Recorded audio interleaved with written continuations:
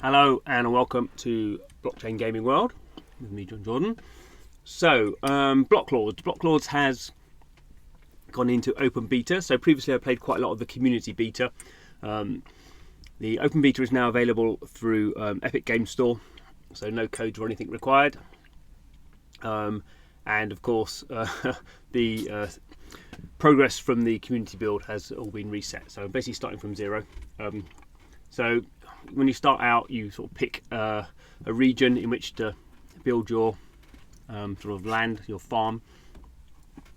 I'm not going to go into too much detail on the high level stuff at the moment because I've not really looked into it so much. But this region here is unclaimed. So if I had a unique hero, I could go and claim the region, and I could sort of set the tax law and all this sort of stuff.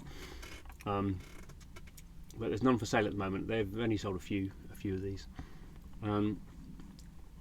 I think the tax law is 10%. Prosperity doesn't really mean anything at the moment, and this doesn't mean anything. I think at the early stages. Obviously, as time goes on, these different regions will be there will be multiple different regions, and these numbers will probably mean something. So there are various things that are sort of citywide. I'm not going to go into these. I'm just going to go to my farm at the moment, but you can go into the marketplace and trade some of the sort of resources you are creating to get gold, or spend gold getting resources if you want to. Gold is sort of a key resource that you don't really directly get apart from the marketplace. Okay, so this is an idle game, but it's an interesting idle game in that the in-game time only works when the game client's running. So it's not like you do something that's going to take an hour and you come back in an hour and it's done. You have to be doing stuff. It has to be an hour of the game being live. So far I can do 9 squads. I've got 6 because buying squads requires gold, and you don't have much gold, so I'm sticking with 6, going a bit slower maybe. So I have some villagers, a builder, miner, lumberjack and farmer, and these do some basic resources. So at the top we've got wood, and then we have sort of planks, and then we have stone, and then we have sort of stone bricks that are dressed. We have tools, which are, all these things are sort of used to make other things or required, and then you have food, which is used for so these villagers need to be given food to have energy, and then we have these more complicated things that I've not got onto yet, which is sort of you need different buildings. So let's see if we can get anywhere. So my miner, I need to build a windmill. So it's going to use up all these resources, so I've been sort of collecting those, and it's going to unlock a cook, and a cook is useful for turning grain into bread. So here's my windmill. It's going to take a bit of time, but off they go. The builders are working. Okay, so farmers are at rest. Let's get these people going. So what should we do? So miners here, probably they're going to need some energy. They've run out of energy, so let's go and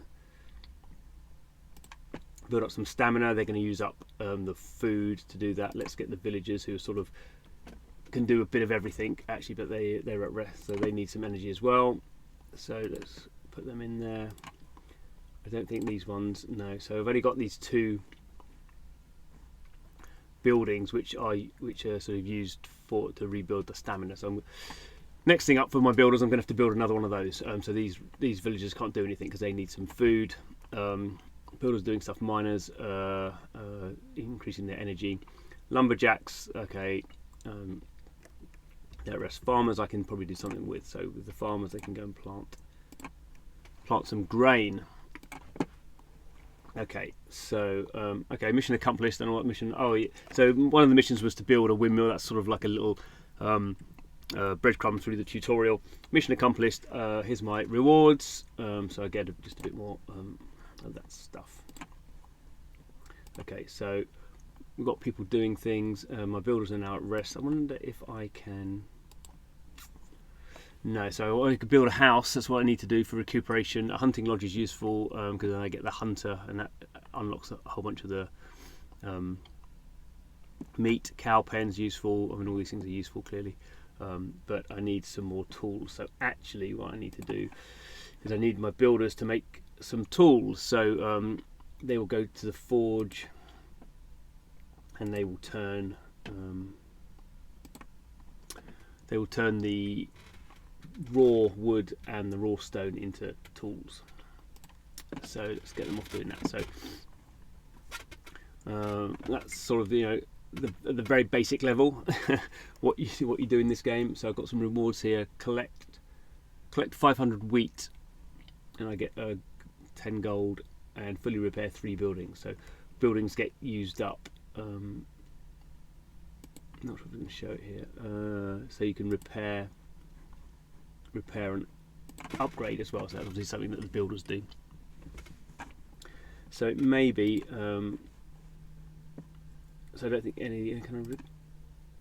Okay, so a cook will be the next thing I need. So this cook is unlocked now because I just built the windmill. So it's going to cost me gold and food. So let's recruit the cook. Okay, so you probably won't have noticed, but you can see here when I click on these squads, they have another character here. The cook doesn't have one of those. So these are the NFTs. So these are the heroes. So I've actually got 6 of these NFTs that I imported to the game, and they act as sort of boosts to the squad. So what I might do actually for this one is I might remove and add to this one because the cook is more useful. So you can see here doesn't do that big a deal. So the critical chance goes up, critical rate goes up, a bit luckier, and a little bit more stamina. So not a massive deal. These are very entry level heroes that I've got. So I think this is the best one I've got. She's a huntress, so probably at some point when I get a hunter squad, I probably want to swap her over into the hunter squad. But yeah, that's sort of one idea. So this is sort of at the moment the blockchain is sort of quite light in how it interacts. So you can play this game without any of the NFTs. Could be argued at the moment whether the NFTs actually have a lot of value. I think at the moment these are entry level ones, and I think you can buy them for like $5, something like that. So pretty cheap. I got some of these. I can't remember if I bought them. I got some for free, I think. But they're very, as I say, very entry level sort of NFTs. You're not spending hundreds of dollars or thousands of dollars. Although if you want to get one of the rulers of a land, one of those unique heroes, those were selling for thousands of dollars. Because obviously they give you lots of power over the other gamers. So we'll see how it plans out. So this is an open beta now, so it's actually much more advanced than the community build. So these things like sort of repairing buildings and upgrading buildings. UI is a bit better, but fundamentally the same game, I suppose. Anything else here? So this is the shows my buildings and the sort of stats surrounding them. There's also an interesting touch that if I can find the right, there's a lot more sort of features here, sort of tech tree type things around individual buildings. But also there is so if you click here, the stone deposit, it is sort of an interesting sort of limit, I suppose. So you can see here there's a certain amount of stone there, so there's 100,000 stones, and it recovers, it sort of replenishes at 200 an hour. So potentially you might run out of stone. So I think that's sort of when you get to the higher level or mid game, when you have sort of powerful miners who are mining these things out quite quickly. There's an idea, I suppose, where that your economic activity moves from sort of this farm region more into the marketplace and sort of buying and selling stuff, because by that point you're going to have a lot of gold, or a lot more gold. There's another thing up here, the Lord currency. I don't know if that's a cryptocurrency. I'm guessing that would probably be where it would come in, but don't know about that yet. So we wait and see. Lots of unanswered questions, I guess, which is sort of what you get in open beta, isn't it? But it's a PC download from the Epic Game Store. You can just go in and create a account. There's no wallet required. You just you can log in with the Epic Games account details or Google or social login type stuff. So anyway, there we are. Thanks for watching. See you again soon.